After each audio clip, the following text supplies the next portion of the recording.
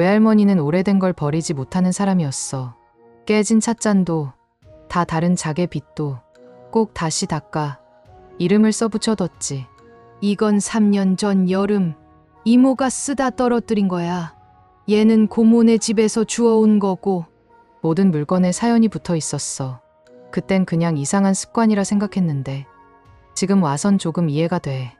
어렸을 땐 이해하지 못했지만 지금 생각해보면 나도 영향을 받은 것 같아. 오래된 것, 옛날 이야기, 살아온 기억 같은 것들에 자연스레 흥미를 느끼게 됐고 그래서 고고학을 전공했어. 그리고 지금 나는 오래된 물건들의 기록을 찾고 있어. 겉으론 단순한 유물일지라도 그 안엔 누군가의 말하지 않은 이야기나 흐릿해진 감정이 숨어 있거든. 나는 이런 숨은 이야기를 검증하고 고증해서 새로운 역사에 편입하는 일을 하고 있어. 지금은 교토 외곽에 머물고 있어. 한 달짜리 민속 인형 조사 프로젝트. 오사카 대학 팀과 협력하는 작업이고 내가 맡은 지역이 이 마을이었지. 현지 기록을 찾다 보니 민박집 하나를 빌려야 했어. 이 집은 원래 인형 장인의 후손이 살던 곳이래. 민박으로 바뀐 지는 몇 년 안 됐다고 했어. 낡았지만 단정한 집이었어. 1층에는 전통 다다미 방과 공용 공간이 있었고 2층은 객실들로 이루어져 있었어. 기존의 방들을 구조 변경 없이 사용하는 객실이라 많은 부분이 보존되어 있었어. 나는 2층에서 가장 큰 방을 사용하게 됐어. 그 방 한쪽엔 유리장이 하나 놓여 있었지. 처음 봤을 땐 눈이 마주친 것 같았어. 흙으로 만든 인형. 눈은 가늘게 그려졌고 머리는 헝겊으로 단정히 묶여 있었지. 이름표는 없었고 민박 주인도 별다른 말은 하지 않았어. 그날 밤 창문 너머 바람이 지나가고 유리장 안이 어슴푸레해졌을 때 나는 이상하게 그 인형이 내 쪽을 보고 있는 것 같다는 느낌을 받았어.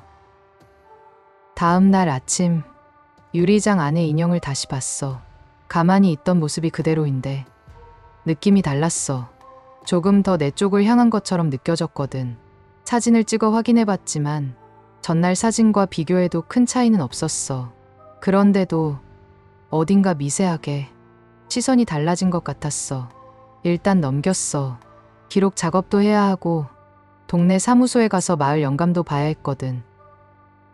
그날은 늦게 돌아왔어. 민박집에 불이 꺼진 상태였고 2층 내 방만 조용히 불을 켰지. 그리고 오늘 수집한 자료를 정리하다 문득 다시 유리장을 봤어. 이번엔 정말로 인형의 고개가 전보다 더 돌아가 있는 것처럼 느껴졌어. 나는 그때부터 매일 그 인형을 확인했어. 변화가 미세해서 아무래도 착각인 것 같았지만 자꾸 신경이 쓰였어. 어느 날은 꿈에서 그 인형이 내 얼굴 위에 둥둥 떠 있었어. 유리장은 비어 있었고 인형은 천천히 고개를 숙인 채 내 눈을 똑바로 바라보고 있었지. 움직이진 않았어. 하지만 그 시선이 정확히 내 눈높이였다는 게 묘하게 기억에 남았어. 그리고 그 순간 나는 눈을 떴어. 숨이 거칠었고 방 안은 조용했지만 그 인형이 여전히 내 위에 떠 있는 것 같은 느낌이 가시지 않았어. 나는 그날 밤 도무지 잠을 잘 수가 없었어. 이런 일을 오래 하다 보면 사람의 기억이나 감각이 종종 착각을 일으키기도 해. 하지만 그 꿈은 너무 생생했어. 고개를 숙인 그 눈빛이 정말로 무언가를 보고 있다는 느낌이었거든. 그게 단지 꿈이었다 해도 그 기억이 너무 무서웠어. 그리고 다음 날 아침 인형은 여전히 유리장 안에 있었어. 하지만 유리장 안쪽에 희미한 손자국 같은 게 맺혀 있었어. 그건 안쪽에서 생긴 습기 같았어. 누군가 안에서 숨을 쉰 것처럼 작게 김이 서려 있었지. 나는 그때부터 그 인형 앞을 지나갈 때마다 잠깐 멈추게 됐어. 혹시라도 인형의 고개가 또 돌아가 있진 않을까. 내 쪽을 더 정확히 보고 있진 않을까. 확인을 했어. 스스로에게 말했어. 꿈이었을 거야. 피곤해서 착각한 거야. 하지만 마음 한구석에선 그 인형이 점점 나를 인식하고 있다는 생각이 들었어. 나는 인형이 어느 쪽을 바라보고 있는지 확인한 뒤에야 움직일 수 있었어. 그날은 비가 내렸어. 오전 작업은 취소됐고 나는 민박집에 앉아 한참을 고민했어. 그 인형에 대해 계속 신경이 쓰였거든. 단순히 오래된 느낌이 아니라 뭔가 기억이 깃들어 있는 것 같은 감각. 혹시 이 마을에 관련된 기록이 있지 않을까 싶어서 근처 민속자료관에 가보기로 했어.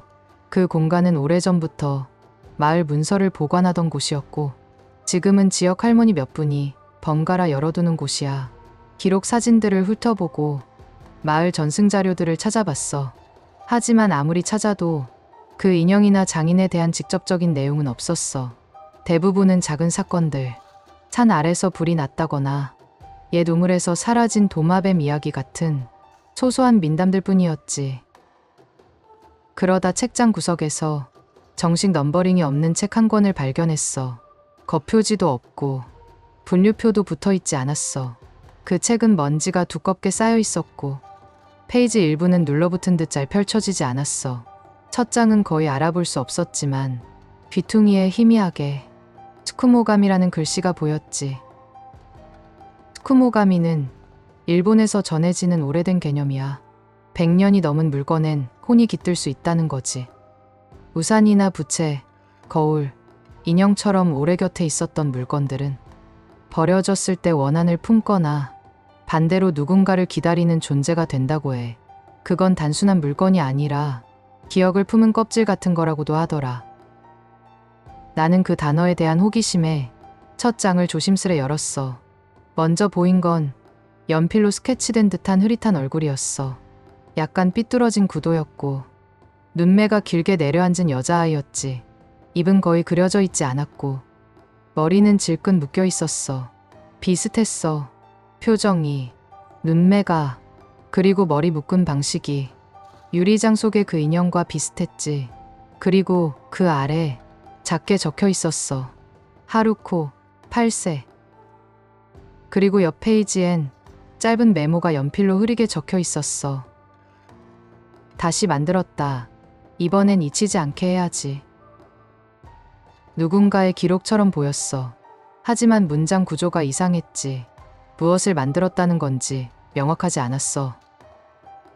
그날 밤 인형을 다시 보는데 왠지 그 표정이 다르게 보였어. 꿈속 얼굴과 소묘첩 속 얼굴, 그리고 유리장 안의 인형 얼굴이 조금씩 겹쳐 보이기 시작했어. 그날 이후 꿈이 반복되기 시작했어. 처음엔 인형이 내 얼굴 위에 떠 있는 장면이 계속됐는데 점점 가까워졌어. 그러다 어느 날부터는 그 인형이 나에게 천천히 다가오기 시작했어. 더 이상 머리 위에 떠 있진 않았지만 꿈속에서 하루는 유리장 밖, 하루는 방, 또 하루는 침대 옆 협탁에 있었지. 그리고 계속해서 무언가를 말하고 있었어. 작고 낮은 목소리로 쉼없이 중얼중얼. 처음엔 너무 작아서 들리지 않았는데 이상하게 그 말소리가 점점 익숙하게 느껴졌어.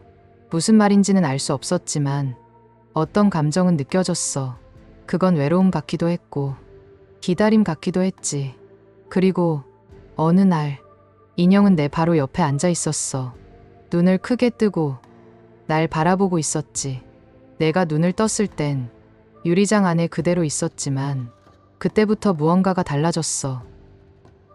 나는 점점 기억이 흔들리기 시작했어. 처음엔 그냥 피로 때문이라 생각했지. 한동안 비가 계속 왔고 습한 공기 탓에 머리도 자주 아팠으니까. 그런데 어느 순간부터 내가 직접 본 적 없는 기억들이 자꾸 떠올랐어. 양철 대야에 물을 붓던 소리, 붉은 머리끈을 잃어버려서 울던 여자아이, 방 안 구석에 앉아 손을 모으고 있던 누군가의 뒷모습까지 모두 흐릿한데 이상하게 익숙했어. 그러다 어느 날 거울 앞에서 머리를 묶다가 문득 손이 멈췄어. 거울 속 내 표정이 내 것이 아닌 것 같았거든. 누군가 날 보고 있었고 그 시선이 내 눈 안에서 그대로 반사되는 느낌이었어. 그러다 문득 오늘이 며칠인지 기억이 나지 않더라.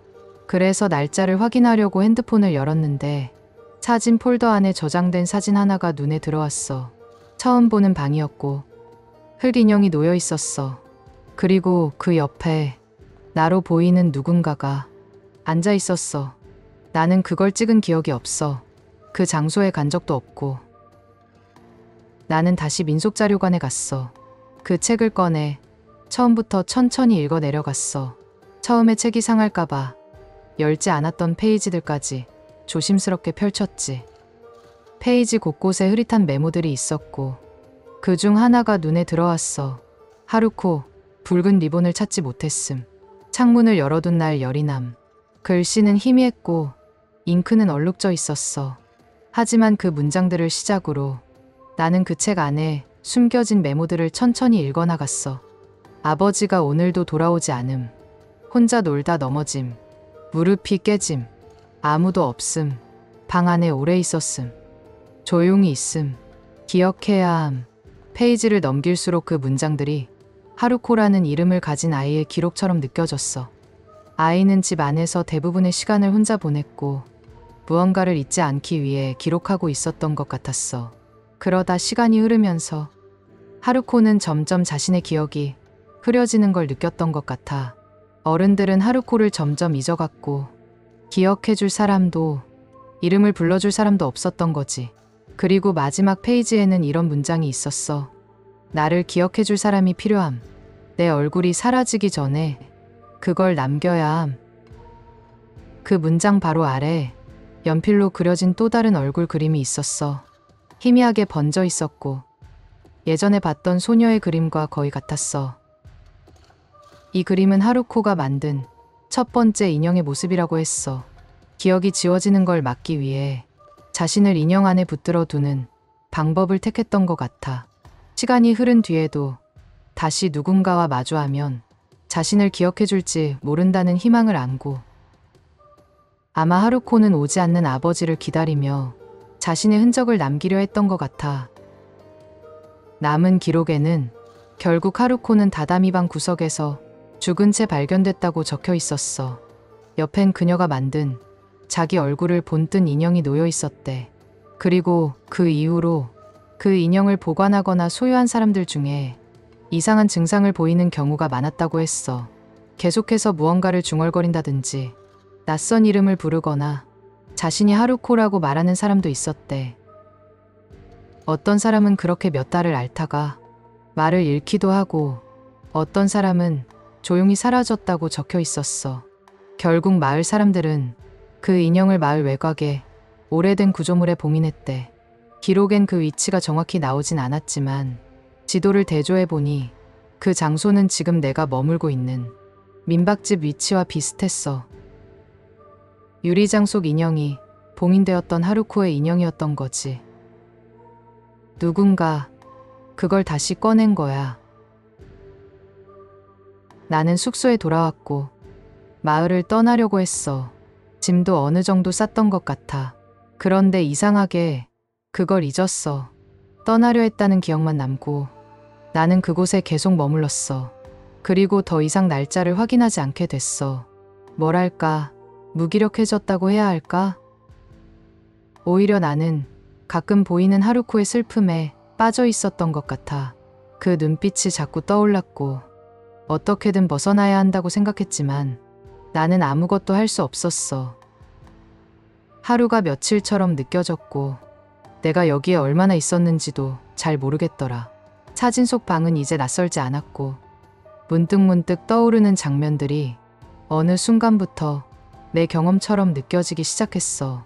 머리를 묶을 땐 자연스럽게 붉은 끈을 찾게 됐고 창문을 열 땐 항상 왼쪽 발부터 움직이게 됐어. 그건 누군가가 가르쳐준 적 없는 동작인데 어느 날부터 내 몸이 그렇게 기억하고 있었어. 이렇게 사소한 것부터 나는 나를 잃어갔지. 그러던 어느 날 민박집 주인이 말했어. 그 방은 원래 창고였어요. 오래전엔 물건을 보관하던 곳이었죠. 한동안 아무도 들어가지 않았는데 최근에야 정리해서 다시 쓰게 된 거예요. 나는 그 순간 자료관에서 봤던 기록이 생각났어. 봉인됐다는 오래된 구조물의 방 도면이 있었거든. 그 방향과 구조, 창틀 모양까지 지금 내 방과 같았어. 나는 왜 지금까지 몰랐을까? 누군가 하루코의 인형을 꺼낸 게 아니라 내가 하루코의 공간에 들어간 거야. 기억을 힘들게 더듬어 봤어. 내가 여기 처음 왔을 때 나는 원래 옆방에 머무르려고 했었는데 민박집 주인이 이 방을 권했었어. 뭔가 다 잘못된 것 같아. 빨리 여기에서 나가야 하는데. 며칠이 더 지난 것 같아. 거울 앞에서 머리를 묶다가 손이 멈췄어. 그 순간 거울 속 얼굴이 더 이상 낯설지 않았어. 낯설어야 했는데 그게 더 무서웠지. 나는 어떻게 되는 걸까? 내가 하루코가 되어가는 것 같아. 하루코가 내가 되어가는 건가? 그런데 이상하게 민박집 주인은 이런 나를 너무 자연스럽게 받아들이는 것처럼 보였어. 그녀는 누구지? 나는 여기서 도망가야 해. 나는 도망가야 하는데 나는 안녕. 나는 하루코야. 나랑 놀자.